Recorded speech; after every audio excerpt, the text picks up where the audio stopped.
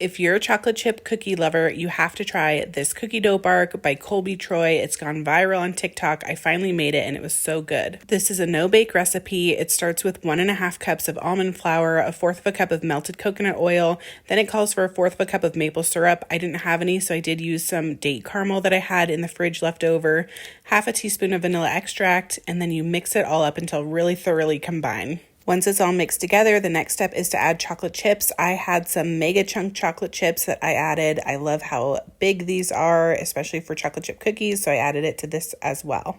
Then you just plop it out onto some parchment paper on a cookie sheet, and you want to spread it as thin as you like it or can get it. Again, I used bigger chocolate chips, so it's a little bit thicker, but I really like it this way.